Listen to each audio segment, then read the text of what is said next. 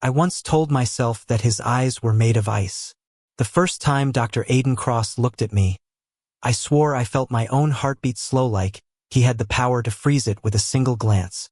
And maybe that was why, on nights when the hospital corridors echoed with the sound of life and death, I hated that my heart still searched for him. People said he was brilliant, a prodigy among surgeons. But what I saw was a man carved from marble, every movement precise and untouchable. For an Omega like me, a lowly ER nurse in a world that still whispered old rules about alphas and omegas, he was the kind of danger you learn to avoid. It started with a night shift neither of us wanted. The city outside was draped in mist, the kind that made the neon signs of the Lower East Side smear into ghostly shapes. I was restocking supplies when the trauma doors slammed open. He swept in, coat flaring like the wings of some avenging angel. His voice a clipped command that sent even the seasoned paramedics scrambling. A car accident. Too critical. Or in 5. That voice steady, unyielding rippled through me like a low growl. My body betrayed me, responding with the instinctual shiver only an Omega would recognize. I bit down on my lip, forcing the reaction away. He never looked at me, not once. And yet, as we worked side by side beneath the unforgiving lights of the operating room, I caught it. The flicker of something in his eyes when he thought no one was watching. Not pity, not disdain, something more dangerous. I hated him for it. I hated the way my pulse betrayed me, the way my scent, no matter how much suppressant I used, seemed to whisper my weakness. And I hated the rumors that swirled through the hospital like wildfire, that alphas like him could claim whatever they wanted, that an Omega like me should be grateful for even a glance. Weeks passed. Our schedules overlapped like a cruel joke. We collided in corridors, our shoulders brushing like static before a storm. He remained infuriatingly polite, his words clipped and professional. But sometimes, when he handed me a chart, his fingers lingered a second too long. It was during a citywide blackout that the first crack in his armor showed. The hospital generator hummed with a low, eerie vibration as the night swallowed the city. I was trapped in the stairwell, the emergency lights casting everything in blood-red shadows. He found me there, leaning against the cold metal railing, my pulse racing faster than the storm outside. "You shouldn't be here alone," he said, his voice softer than I'd ever heard. "Why?" "Afraid the dark might bite." I tried to make it a joke, but the tremor in my voice betrayed me. His eyes, those impossible blue eyes, met mine. For the first time, I saw something raw, unguarded. "I'm afraid. I might." The silence that followed was a living thing. I should have run. I should have pushed past him, laughed it off. But instead, I stayed. I watched his hands tighten on the railing, his knuckles white, as if he was holding back a force that could swallow us both. When the lights flickered back, he stepped closer. The scent of his cologne, clean and sharp like rain on stone, wrapped around me. I felt the pull, the old primal gravity between Alpha and Omega. "You think I despise you," he said, his voice barely a whisper. "Don't you?" My own words were sharp, but my chest ached with something I refused to name. His jaw tightened. "If you knew how long I've fought to stay away." The rest of his sentence drowned beneath the wail of a siren from the street below. But I heard enough. The air between us thickened, heavy with everything unsaid. The days after were torture. Every glance across the nurse's station felt like a spark thrown onto dry tinder. Every accidental touch ignited something I could no longer ignore. And still, he kept his distance, his eyes betraying a war I didn't understand. It wasn't until the night of the gala that the truth began to unravel. The hospital fundraiser was a glittering affair, crystal chandeliers and laughter echoing off marble walls.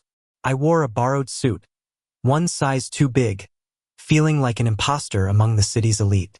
He arrived late, his white shirt open at the collar, a hint of fatigue beneath his usual perfection.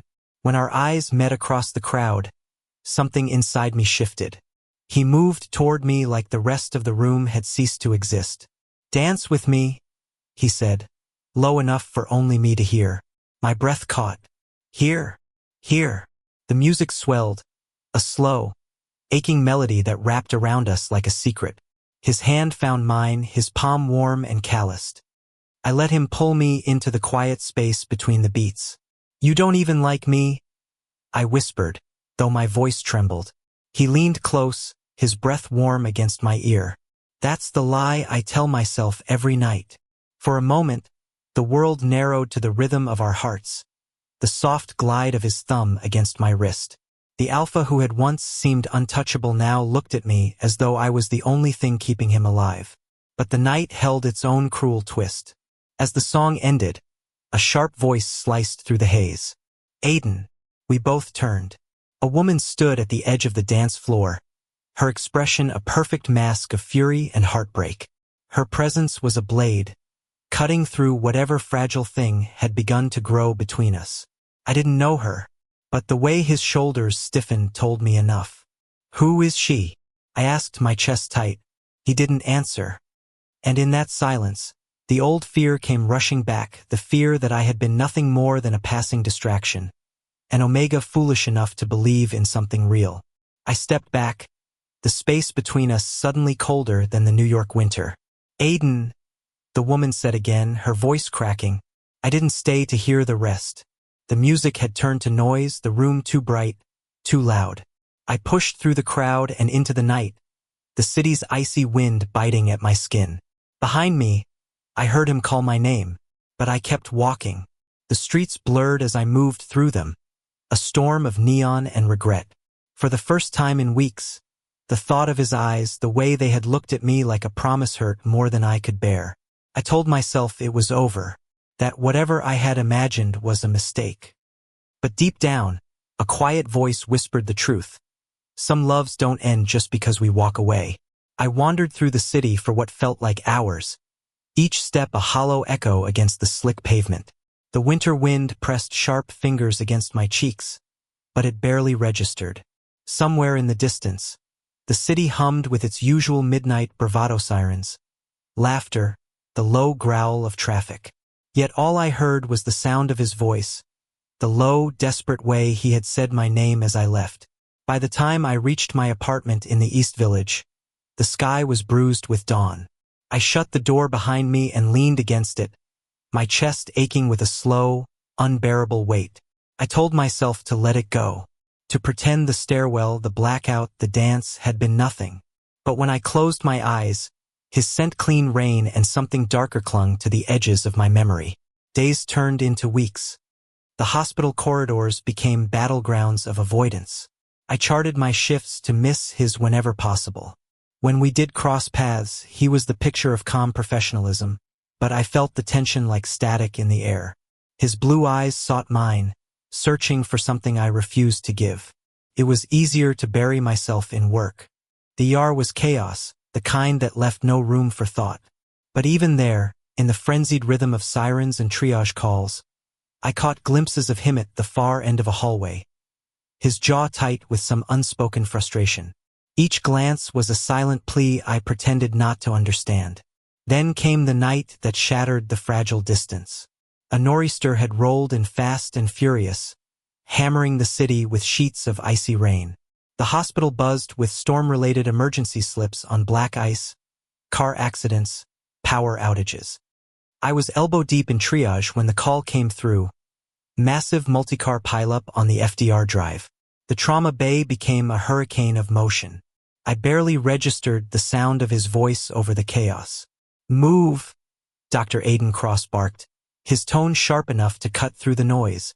I turned, startled. His eyes locked onto mine, cold and urgent. But beneath the steel there was something else. Something that made my breath hitch. "Bay 3. Now." I followed without question, my heart pounding with more than adrenaline. We worked side by side, hands moving in a frantic ballet of skill and necessity. Blood, rain, and fear hung heavy in the air. When the last patient was finally stabilized, the room emptied in a weary exhale. I turned to find him watching me, his shoulders taut, his face unreadable. "You're avoiding me," he said quietly. I froze. "We're busy. Everyone's busy." "That's not what I meant." He stepped closer, the storm outside rattling the windows like a warning. You left that night without letting me explain. I gripped the edge of the counter, forcing my voice steady. Explain what? That I was a mistake? That I was just some omega to pass the time until someone better came along? His jaw tightened. Is that what you think of me? I don't know what to think. My voice cracked despite my resolve. You disappeared into silence when she showed up. What was I supposed to believe? He exhaled, the sound rough and frayed. That woman Elena's my sister.